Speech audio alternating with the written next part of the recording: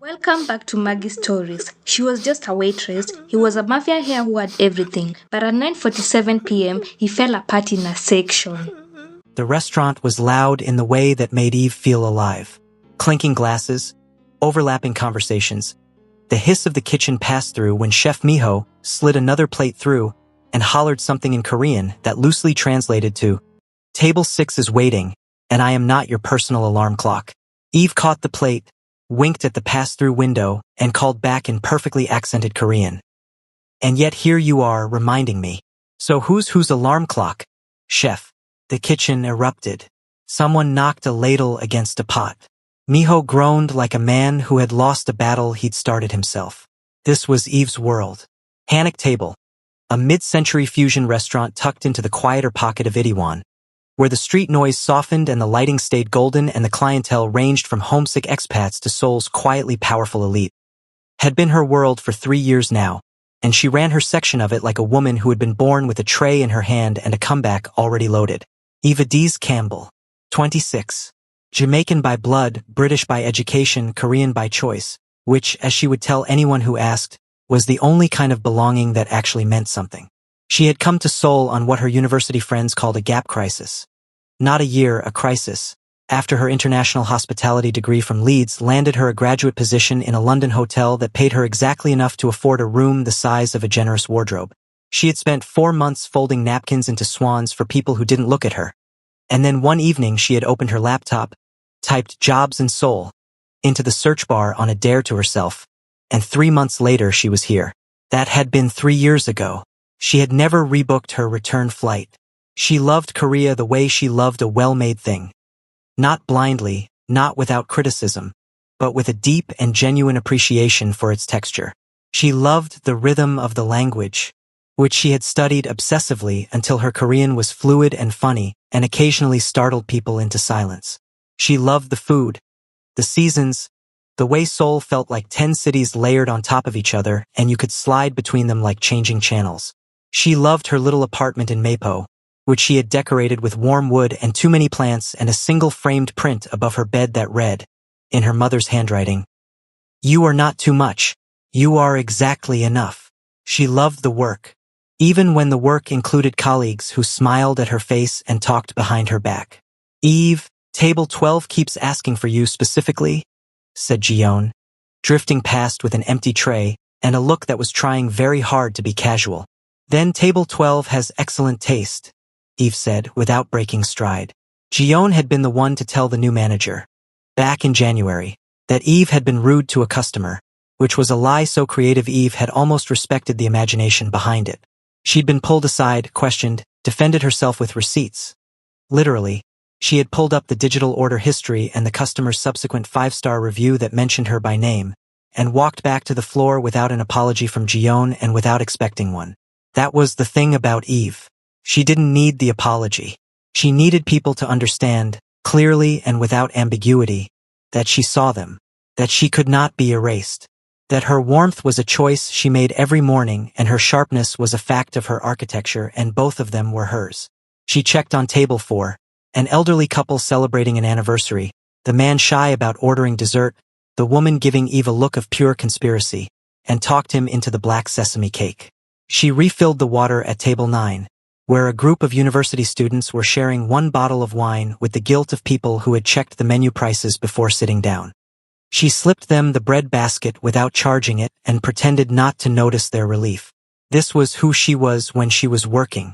Attentive, generous, genuinely delighted by people in a way that wasn't performance. It was just her, this warmth she carried, this ability to locate the soft human center of whoever she was looking at and speak directly to it. It was this quality, this gift, really, this curse depending on the evening that made her notice him. He came in at 9:47 p.m., which was 13 minutes before last seating, and the hostess almost turned him away before catching herself. He was, and Eve's brain supplied this without her permission, which annoyed her, remarkable looking. Not in a way that announced itself. He wasn't the kind of handsome that walked in and expected rooms to rearrange. He was the kind of handsome that you registered slowly, detail by detail, like your eyes were doing careful work. Tall, dark blazer over a black shirt with the top button undone. a jaw that a sculptor would have considered excessive, hair that fell slightly, deliberately, over his forehead in a way that made him look younger than his bearing suggested. He looked, Eve thought, like a man holding himself together with both hands. She was assigned his table before she'd finished the thought. Fate or the rotation system. Probably the rotation system. She crossed the floor with her notepad and her standard opening, warm, efficient, leave them room to settle, and got close enough to read his face and stopped reading it almost immediately because it was doing something she wasn't prepared for. He was staring at the menu, completely still, and his jaw was working the way jaws work when someone is pressing very hard against something that is pressing back. "Good evening," she said, in Korean, keeping her voice the same temperature she always used, steady, unhurried, like there was no place else she needed to be. "Welcome to Hannock Table. Can I start you with something to drink?" He looked up. His eyes were. She catalogued this clinically, professionally, with the detachment of a woman who had served hundreds of beautiful people and was not moved by beauty alone. Very dark and very tired, and carrying something in them that she recognized the way you recognize a song from the first note. She had seen that look in the mirror. Not recently, but she remembered it. "Water," he said. "Please. Still or sparkling?" "Still." She wrote it down, though she didn't need to. "Take your time with the menu. I'll be back."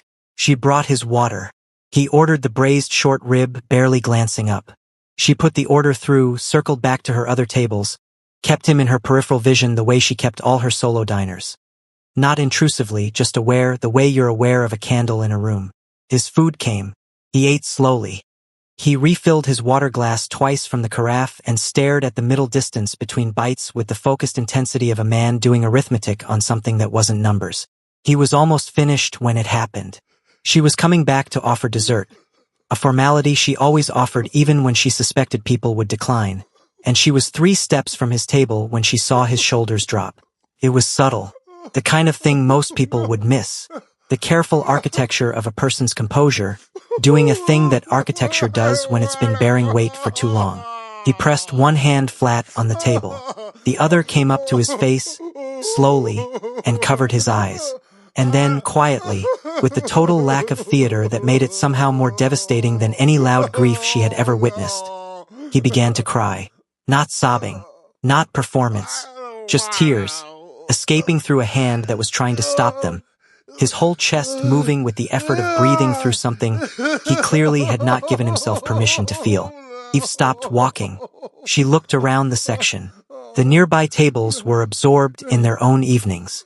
Gion was across the restaurant. The hostess was at the front. Nobody had seen. She made a decision. It was not in the employee handbook.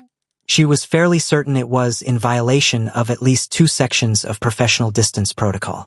She made it anyway because she was Eve Campbell and she had never in her life been able to walk past someone hurting without stopping.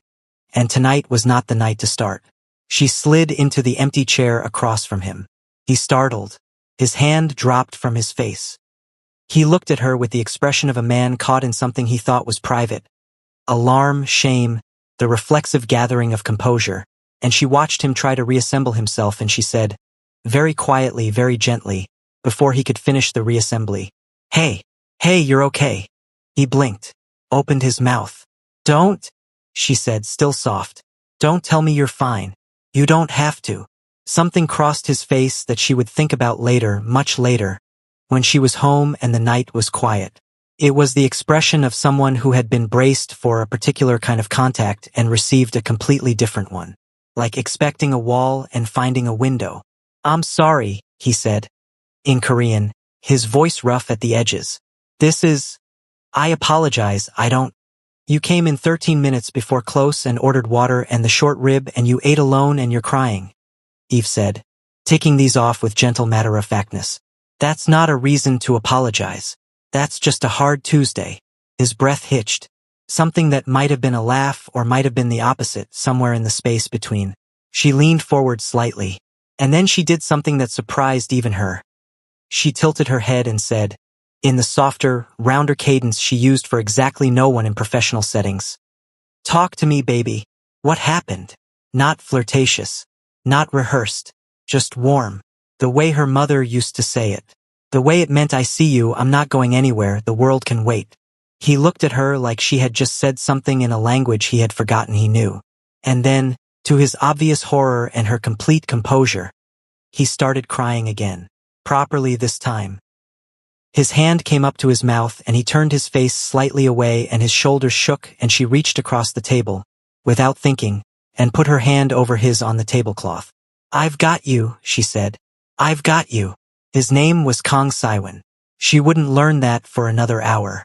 She would learn it sitting across from him after the restaurant had emptied and Miho had let her lock up and she had brought him barley tea and sat with him while he talked. Haltingly at first, then with the loosening relief of someone who had been holding their breath for a very, very long time. He was 28. His father ran one of the most powerful private investment houses in Seoul, which was a polite way of saying his family moved money and influence through the city in ways that weren't entirely sunlit. He was the eldest son. He had been groomed, shaped, positioned. He attended meetings and made decisions and was looked at by everyone around him with expectation so thick it had become its own kind of weather, something you couldn't see but couldn't breathe through. He had not cried in front of another person in 4 years. 4 years, Eve repeated. He looked at the table. There wasn't space for it. Where did it go? I don't know. A pause. Somewhere internal. Somewhere bad. She nodded slowly. She thought about her mother, about the hospital room, about the 6 months after when she had gotten very good at being fine and very bad at sleeping. She didn't say any of that yet. That was for later, maybe. For now, she just said, "You know what my grandmother used to say?" She said, "Baby, you can't carry water." In a closed fist. He looked up at her. "You've been clenching," she said simply, "for 4 years. And tonight your hand finally got tired." He was quiet for a long moment. And then, slowly, with the reluctance of someone who wasn't sure it was allowed, he smiled. Small. Real. The kind of smile that lives at the bottom of a person and only comes out when something has reached it. "Who are you?" he asked. "Eve," she said. "And I think you should order the dessert, because that black sesame cake is genuinely the best thing that's happened to this restaurant and you're going to want to meet it." He laughed. An actual laugh startled out of him. And in the empty restaurant, with the lights low and the barley tea warm between them, something began, quietly, without announcement.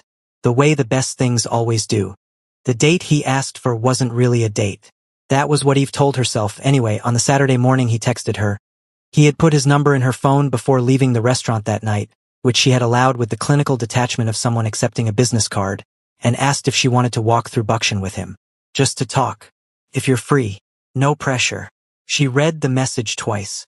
Then she typed back, "I'm free, but I walk fast." His response came in 11 seconds. "I'll keep up." She wore wide-leg linen trousers the color of warm sand, a fitted white rib top, and her good gold earrings, the long ones her mother had sent her the Christmas before last, wrapped in a note that said, "For the occasions that deserve it." She told herself this wasn't an occasion. She told herself she always dressed like this on Saturdays. She told herself several things that her mirror politely declined to confirm. Saiwan was waiting at the entrance to the village when she arrived, in a light gray linen shirt with the sleeves rolled to the elbows, and he looked so entirely different from the man who had crumbled at table 9 that Eve stopped walking for just a moment, just half a breath, before her face rearranged itself into something easy and warm. "You look rested," she said by way of greeting. He looked at her with an expression she couldn't categorize yet. "You look—" He stopped himself, cleared his throat. "You came. I said I would. People say things." She tilted her head. "I don't." They walked. That was all it was at first. Just two people moving through the narrow stone-paved lanes of Bukshan, where the Hanok rooftops curved against the sky like something from a painting and the morning tourists hadn't yet thickened into crowds. Saiwan walked with his hands in his pockets and talked, carefully at first testing the water, and Eve walked beside him and listened with the particular quality of attention she gave things that mattered, which was the same quality she gave everything, because she was constitutionally incapable of half measures. He talked about his father. The way the expectation in that household had a sound, not words, just a frequency, a hum that meant you know what is required of you. The way he had learned to speak business at the dinner table before he had learned to speak feelings anywhere. The way his younger brother Sihoon had escaped into architecture and their father had been disappointed for exactly 6 months before deciding an architect in the family was a useful thing. And watching that recalibration had taught Siwon something bleak about the nature of love in his house. He loves you, Eve said. Not a defense. Just a fact stated plainly. I know, Siwon said. That's what makes it complicated. She nodded. Love doesn't automatically come with the right tools. Some people love you very much with completely the wrong toolkit. He glanced at her sideways. Is that from your grandmother again? No, that one's mine. They bought coffee from a tiny window stall where the woman recognized Siwon. There was the briefest flicker of something in her eyes, that particular soul recognition of someone whose family name carried weight. And Siwon paid before Eve could reach for her wallet, and she gave him a look and he said, preemptively, I asked you to walk with me. I'm buying the coffee. And if I'd asked you, then you'd be buying. Good answer, she said, and took the cup. The morning stretched. They walked further than either of them had planned, winding out of Bukshan and into Jiangbakung's outer paths without quite deciding to. Talking about smaller things now, the coffee, a cat that had appeared on a garden wall and stared at Siwon with profound judgment. The fact that Eve had recently argued with her upstairs neighbor about the structural ethics of drilling into shared walls at 11 p.m. and 1, because she had looked up the building's lease agreement and cited it from memory. You memorized your lease? I memorized the relevant sections. He stared at her. Why? Because information is armor, Siwon. I carry mine everywhere. He laughed. The same startled, real laugh from the restaurant, and she filed it away somewhere she didn't examine too closely. By the time they stopped at a small bench near the palace wall, the sun had moved overhead and 2 hours had passed like 20 minutes. Eve stretched her legs out and tipped her face toward the warmth, and in the comfortable silence she thought, this is easy. This shouldn't be this easy. Can I ask you something? Siwon said. You can ask. I'll decide whether to answer. Why did you sit down? At the restaurant. You didn't have to. She considered the question honestly, which was the only way she knew how to consider things. Because you were hurting and you were alone and the room was full of people who weren't going to notice. And I noticed. A pause. I can't not notice. It's a problem sometimes. It didn't feel like a problem. She looked at him then. He was already looking at her. She held it for exactly as long as was comfortable and then returned her gaze to the middle distance with the serenity of a woman who had decided something without deciding it. My mum died 14 months ago, she said. He went very still. Cervical cancer. She was 51. She said it the way she had learned to say it, directly, without armor but without collapse. She was funny, impossibly funny, the kind of funny where strangers on buses became her friends. She used to say laughter was the second best medicine and the first one had terrible side effects. Siwon didn't say I'm sorry the way most people said it, reflexively, filling space. He sat with it for a moment. Then, what was her name? Eve blinked. Nobody ever asked that first. Claudette. She sounds like someone I would have liked. Everyone liked Claudette. Her voice stayed steady. I was here when she died. I couldn't get back in time, the flights, the timing, it all. She stopped, pressed her lips together. I made it for the funeral. But not for the last, not for the before. Eve. I'm fine, she said, and then caught herself and laughed softly. See, you're not the only one. You told me not to say that. I'm allowed. I make the rules. That's not how rules work. Sure it is. But she was smiling now, sideways and a little watery, and he was smiling back at her with something in his expression that she still couldn't name, and she decided she didn't need to name it yet. There was time. Probably. I'm working on it, she admitted, quieter. The grief. I started therapy in February. She searched for the word. Useful. Uncomfortable. Like physiotherapy for the soul. He tilted his head. My therapist says the same thing. He's been trying to get me to do this for 2 years. Do what? Talk. To people. About things that aren't strategy. She looked at him. And now. He looked back. I talk to you. The sentence sat between them in the warm afternoon air, simple and somehow enormous, and Eve let it sit without rushing past it because she was learning. Slowly, expensively, one therapy session at a time, to let moments be what they were instead of managing them into something more comfortable. You did. she said finally. And look, you survived. Barely. Barely counts. After that Saturday, they found a rhythm. It wasn't romantic, or rather, it wasn't named romantic, which is a different thing entirely. They texted daily. Not constantly. Not with the anxious frequency of new attraction performing itself, but with the easy back and forth of two people who had simply decided that talking to each other was a reasonable thing to do each day. He sent her photographs sometimes. A building detail he found interesting. A menu at a restaurant he'd visited for work where the English translation had gone catastrophically wrong. She responded to those with the enthusiasm of a connoisseur. Saiwan, it says romantic beef sole. I need to know if you ordered it. I need to know. I did not. That is a failure of character and I'm disappointed in you. She sent him videos of Chef Miho's dramatic kitchen reactions, which she was definitely not supposed to be filming. She sent him a photo of the upstairs neighbor's new drill. He has escalated and so have I. I've printed and laminated the relevant lease clause and it is now taped to his door, which produced 3 separate laughing emojis from a man she had assessed, in their first meeting, as someone who had forgotten how to be silly. He remembered, or maybe he was relearning.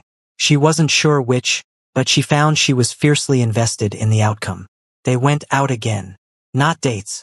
Outings. This was the word Eve used internally with great discipline.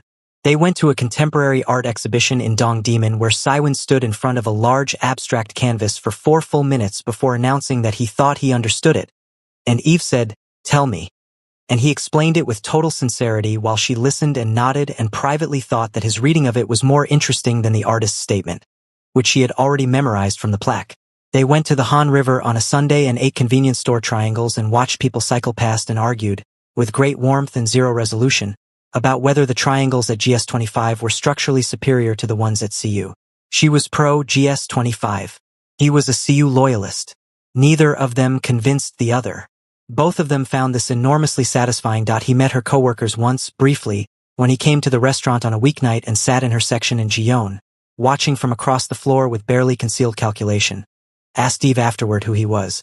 "A friend," Eve said, with the pleasant finality of someone closing a door. Gion opened her mouth.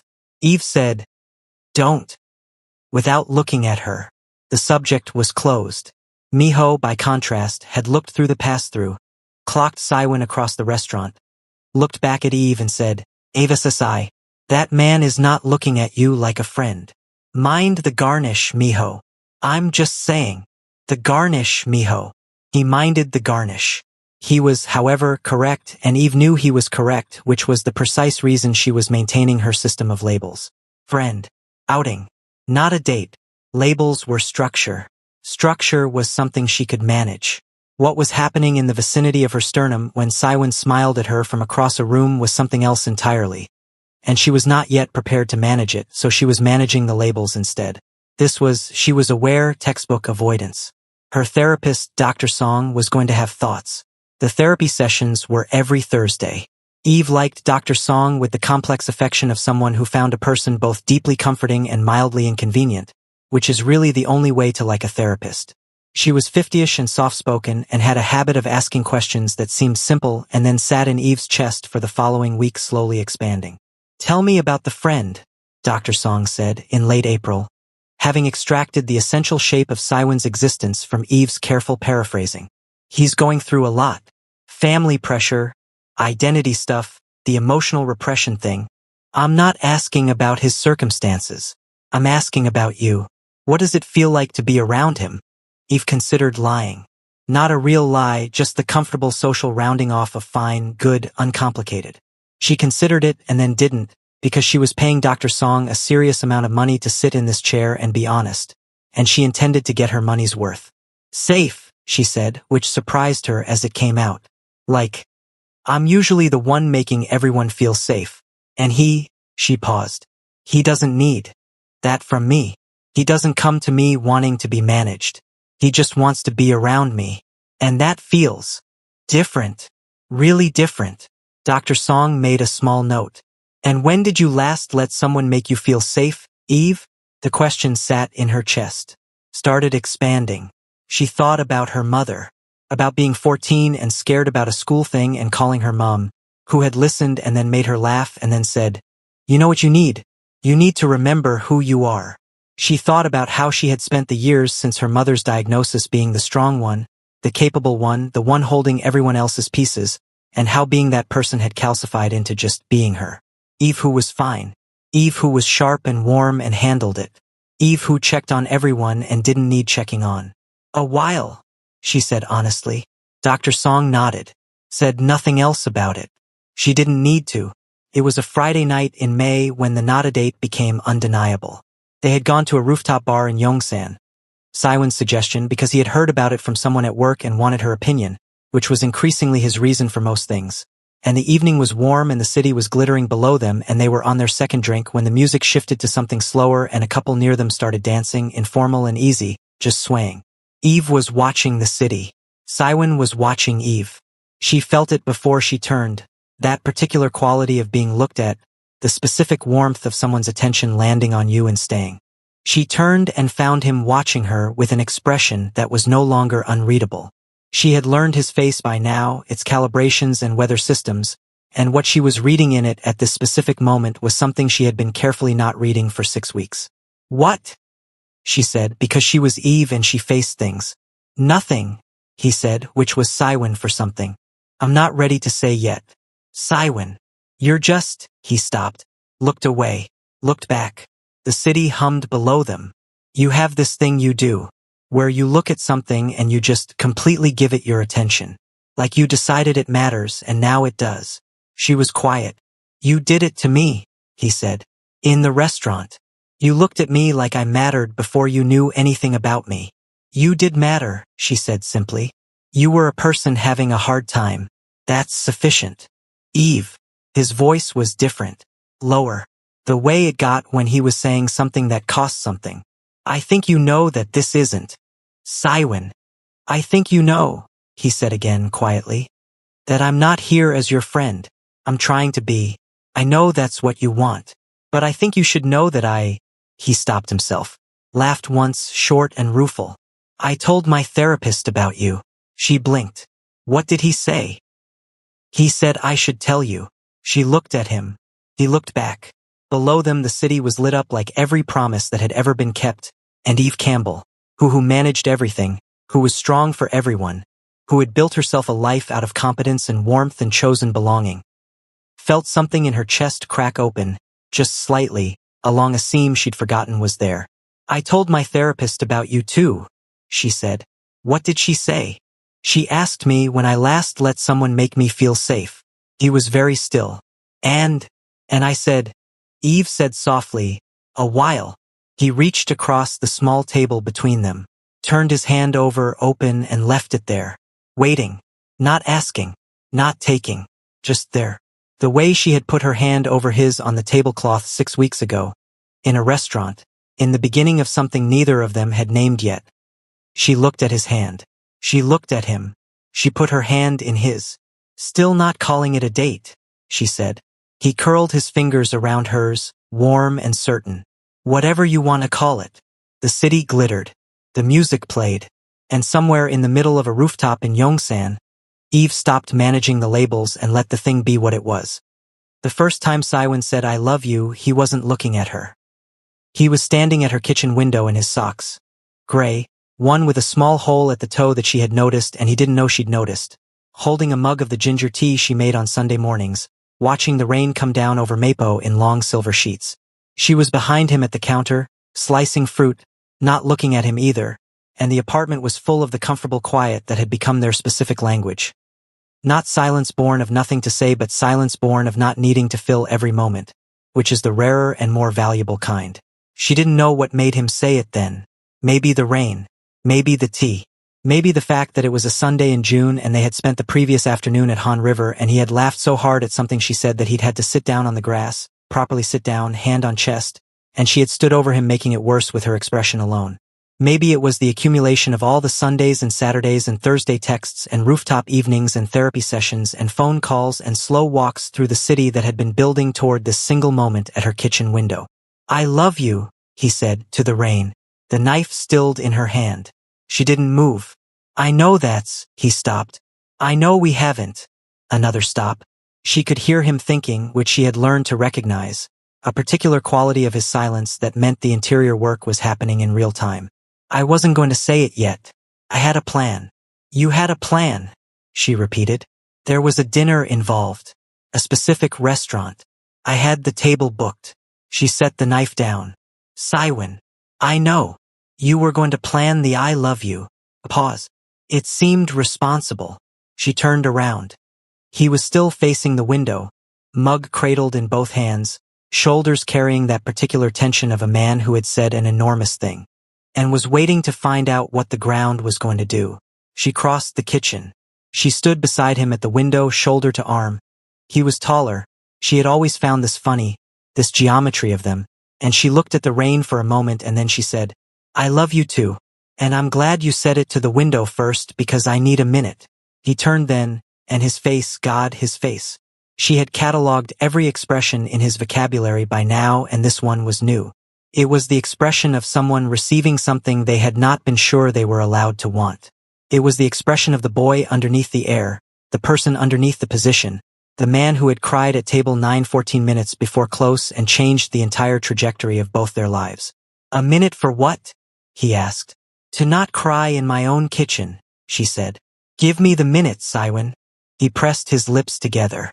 His eyes were doing something. You're crying. I said give me the minute. You're literally. Kong Saiwen, I swear. He set his mug on the windowsill and pulled her into his arms, and she let him, face against his chest. And for a moment they just stayed there in the rain light of her kitchen while she took her minute, and he held her through it, and neither of them said anything because neither of them needed to. His hand moved up her back slowly. Her arms came around him. Outside the rain kept doing what rain does. Patient, complete, indifferent to everything except falling. She tilted her head up. He looked down. She was close enough to read every detail of his face, and for once she had no desire to manage what she read there. Because what she read there was simply, you. I choose you. The restaurant you booked, she said. Yes. Is it nice? Very. Then we're still going, she said. I want the dinner. I deserve the dinner. You don't get to do it at my kitchen window while I'm cutting fruit and keep the dinner. He smiled. The one from the bottom of him. The one she had reached for the first night and kept reaching for until it became easy, until it came quickly, until it was just his smile and she was its most common cause. You can have everything, he said. The dinner, the window, all of it. She looked at him for a long moment, warm and certain and home in a way that geography had never quite covered. And then she reached up and touched his jaw with one hand, light, deliberate, a choice, and said, Good. Now let go of me. Your tea is getting cold and I need to finish the fruit. He laughed, let her go, retrieved his mug. And Eve turned back to the counter with the quiet, rooted joy of someone who had finally let the thing be what it was and found that what it was good. She met his family in July. She would have preferred more notice. She was given 4 days. This was, Saiwen explained, how his family operated. Not in long negotiations but in sudden arrangements that were presented as casual and were categorically not. My mother wants to have lunch, he told her. On a Wednesday evening over the phone. Sunday. At the house. By the house. Eve said. You mean the one you've described as having 7 rooms on the main floor, yes. Saiwen. She's not. She's going to be. Eve. What does she know about me? A pause that was exactly long enough to be informative. Everything, he said. Define everything. Your name. Your job. Where you're from. Leeds. The rooftop. What I told my therapist. What Dr. Song said. Another pause. She may have also seen the photo I have of you on my phone. Saiwen. She went through my phone. She's my mother. I can't. Kong Saiwen. Sunday at 1 o'clock, he said, with the energy of a man closing a door quickly. I'll pick you up at noon. You'll be great. I love you. He hung up before she could respond, which was almost impressive. She spent Thursday being normal about it. Friday she called her cousin Petra in London, who had met a partner's family before, and said, wisely and unhelpfully, Don't be scared. Just be yourself. Eve said, Petra, if myself is a black woman from Jamaica via Leeds who works as a waitress showing up to a Korean mafia family's Sunday lunch. Being myself is either the best idea or the last thing I ever do. Petra laughed so hard she dropped her phone. Saturday she went to therapy. Dr. Song said, "What are you most afraid of?" "That they look at what I am and see what I'm not." Dr. Song nodded slowly. "And what are you?" Eve straightened slightly. "I'm Eve Campbell. I am 26 years old. I have a degree from Leeds and a Korean that would embarrass most people who underestimate me. I have a laugh that has turned an entire restaurant floor around on a bad night. I have survived grief that nearly unmade me and built myself back up, and I still, on the other side of all of it, manage to care about people the way most people can't sustain. I loved their son back to himself." She paused. "And I make extraordinary Sunday morning fruit." Dr. Song smiled. "Go to the lunch, Eve." The Kong family home was in a quiet, wealthy pocket of Songbukdong where the streets were tree-lined and the houses were set back behind gates, and everything was very tasteful and very serious. Saiwen held her hand in the car and she let him, looking out the window with the composed serenity of someone whose internal state was categorically more complicated than her face suggested. "My father doesn't say much," Saiwen told her, for the third time. "But when he does say something, it's direct." "I do direct," Eve said. "My brother is easy. He'll like you immediately." "Good. And my mother." He stopped. "Your mother. She's a lot." "Saiwen, I am also a lot. That is one of my established characteristics." He looked at her sideways, something warm moving across his face. "She cried when I told her about you. Not sad crying. The other kind." Eve turned to look at him. "Why?" "Because I called her after the first time I saw you," he said quietly. "That night, after the restaurant. I told her I'd cried in front of a stranger and she'd stayed. And she said..." He paused. "She said, then she's not a stranger." Eve looked out the window. She took a breath. She rearranged her face. "You're going to make me cry before I walk in there, and I will not forgive you." "You're fine." "I am not fine, I'm..." "You said that's allowed. Your rule." She laughed despite herself. "I hate you a little bit." "No, you don't." "No," she agreed. "I don't." Kong Young-hee, Saiwen's mother, was 60 years old and moved through her home with the specific authority of a woman who had never in her life walked into a room she didn't own. She was elegant in the architectural sense. Structured, considered, every detail intentional. She wore a silk blouse the color of deep teal. Her hair was silver-streaked and immaculate. And she had Saiwen's eyes, dark, observant, the kind that took inventory of a room in one pass. She came to the entrance hall when they arrived and she looked at Eve. Eve looked back. Then Kong Young-hee broke into the widest, most sudden smile Eve had ever seen on a person who had seemed, 2 seconds prior, potentially formidable, and said in rapid Korean, "Oh, she's exactly right. Saiwen, she's exactly right. Look at her. Why are you just standing there? Bring her in." "Ama, come in. Come in. Are you hungry? Of course you're hungry." Saiwen said, "You work the morning shift. You must be..." "Oh, your earrings, those are wonderful. Where are they from?" "My mother gave them to me," Eve said, in Korean, and Young-hee stopped talking. Her face changed, tender and immediate, the way faces change when they recognize a word that carries weight. "She had very good taste," Eve added, smiling. Young-hee reached out and took Eve's hand in both of hers. "She sounds like she was a remarkable woman. The best I've known." Then she raised the second best. Young-hee said simply, and pulled her gently toward the dining room as though it were entirely settled, as though Eve had always been coming here, as though the universe had simply been working out the logistics. Eve glanced back at Saiwen over her shoulder. He was standing in his own family's entrance hall with the expression of a man watching something he had hoped for become real in real time. She raised her eyebrows at him. He raised his back. She mouthed, "Told you." He mouthed back, "I know." Kong Si-hoon, the younger brother, was 24 and studying architecture, and had an energy that reminded Eve so strongly of herself at 22 that she liked him before he finished saying hello. He pulled out her chair, asked her opinion on 3 things in the first 5 minutes, and then, testing, grinning, attempted a joke in the most convoluted Korean slang that was clearly designed to see whether she'd follow it.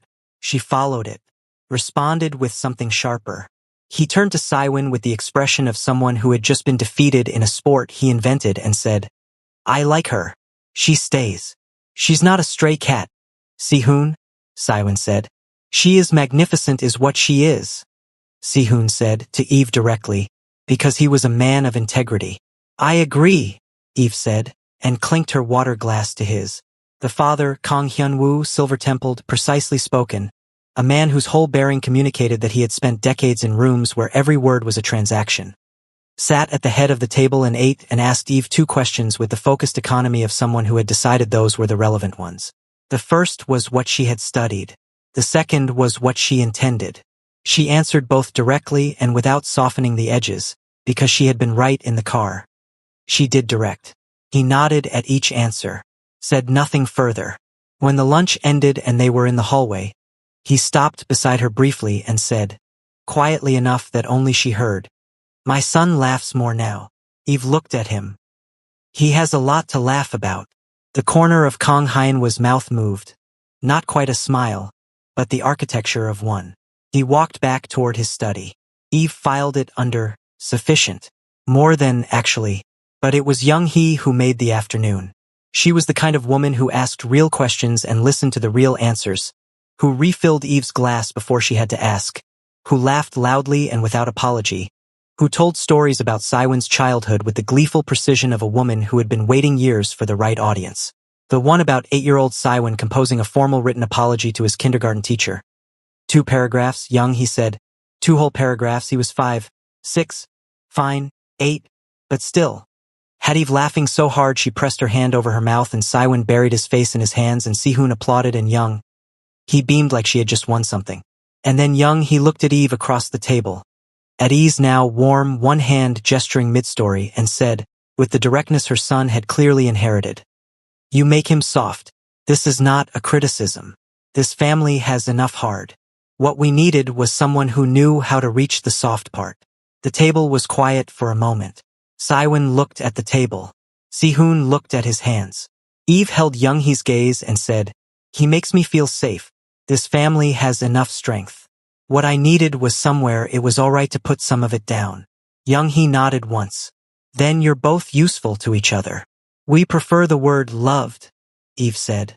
But yes, Young-hee laughed. Enormous, delighted, full-bodied. Siwen, she said without taking her eyes off Eve. If you do not hold on to this woman with everything you have, I will personally be furious with you. I'm aware, Amma. Good. She raised her glass. To Eve, who stayed. To Eve. Sihun echoed immediately. Glass up. A beat. Then Kong Hyun-woo, from the far end of the table, raised his glass without looking up from his plate. Eve raised hers. To all of you, she said, for letting me. They drove home in the early evening, the city shifting into its golden hour, and Eve sat in the passenger seat with her shoes off and her feet tucked under her and her head tipped back against the rest. And the feeling in her chest was something she had not felt in a very long time and had been half convinced, on the darker Thursdays, she might not feel again. She felt like she was somewhere. Not just geographically. Somewhere. Like she had been moving through life in transit. Good transit, interesting transit, transit she had chosen and loved. But transit nonetheless, and now something had shifted and she was no longer between places but inside one. Your mother is incredible, she said, to the ceiling of the car. She loves you already. I know. I love her. My brother texted me before we left the driveway. What did he say? He said, and I quote, She's a 10. Don't mess this up. I'll be devastated if she leaves. Not you. Eve smiled to the ceiling. Smart kid. I'm going to tell him you said that. Please do. Siwen reached across the console without looking away from the road and took her hand. She turned her palm up to meet his. Outside, Seoul moved past in layers. The lit-up shopfronts, the leafy residential streets, the river catching the last of the light. Eve, he said, I want to ask you something. You can ask. I'll decide whether to answer. I know. A breath. Move in with me. She was quiet for a moment. The city moved. His thumb traced slow across her knuckles. My plants, she said. They come. The print above my bed. It comes. Miho lives 2 streets from my apartment. I need proximity to Miho. We can visit Miho, the upstairs neighbor. Eve. She turned her head to look at him. He was watching the road, jaw set, waiting. Not the jaw of someone braced for grief this time, but someone braced for an answer which was a completely different architecture, and she loved the difference so specifically that it sat in her throat. I need to think about it, she said. Okay. I'll have an answer by Tuesday. Okay. The answer is yes, but I need to think about it first. He exhaled. His hand tightened around hers. Okay. Stop smiling. I'm not smiling. You're absolutely smiling. She was. The evening held them easy and full all the way home. She gave him her answer on Tuesday as promised. She showed up at his apartment with 2 bags and the framed print from above her bed and a potted plant she had named Gerald. He opened the door and looked at all of it and then looked at her. The rest comes Saturday, she said. He stepped back to let her in. She crossed the threshold. He closed the door behind her. He took the plant, Gerald, she said. He nodded seriously as though he understood that Gerald was not negotiable, and set him on the windowsill where the light was good, and then he turned back to her in the entryway of what was now also her home, and the look on his face was the last new expression she learned. Not the smile, not the relief, not the careful gathering of composure. This one was rest. The face of someone who has arrived somewhere and known it. She walked to him. His arms came around her, warm and unhurried. The hold of someone who had nowhere else to be. Her face found the place on his chest she had memorized. His chin came to rest on her head. Outside, Soul did what Soul did, layered and luminous and indifferent and magnificent. Gerald sat on the windowsill in the good light. The print leaned against the wall, waiting for its nail. You are not too much. You are exactly enough. And in the quiet of an evening that didn't need to be anything other than what it was, Eve and Cywin simply held each other, breathing in the same rhythm, warm and certain in the space they had built by choosing each other. Slowly and then all at once, from a restaurant table at 9:47 p.m. when the world had been full of people and only one of them had stayed, she tilted her face up. He looked down.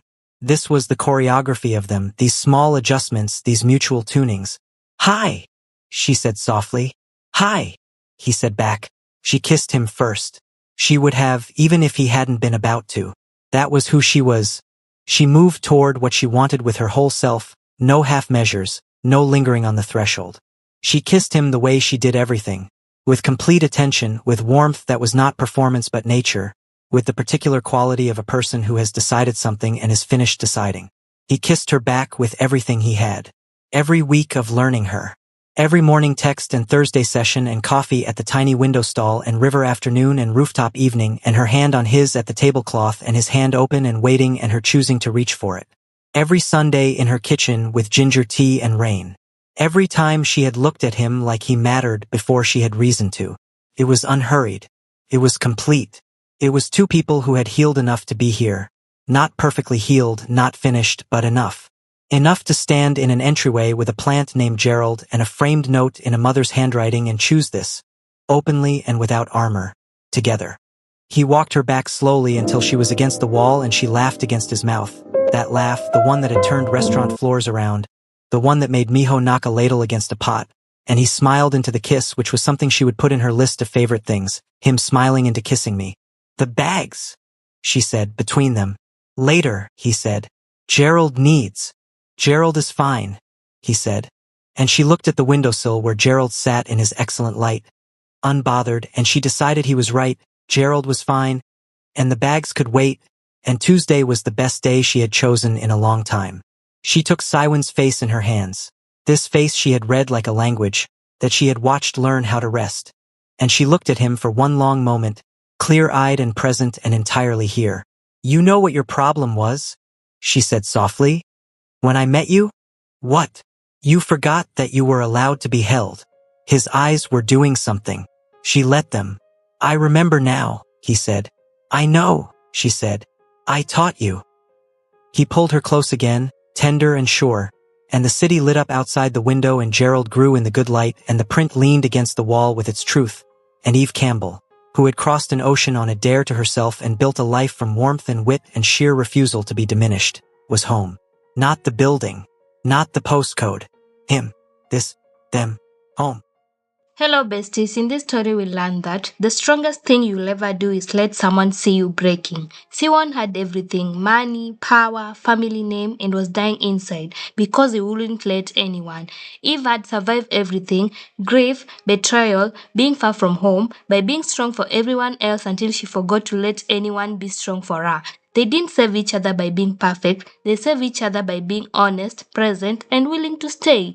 Thank you so much for watching. Kindly like, subscribe, and share.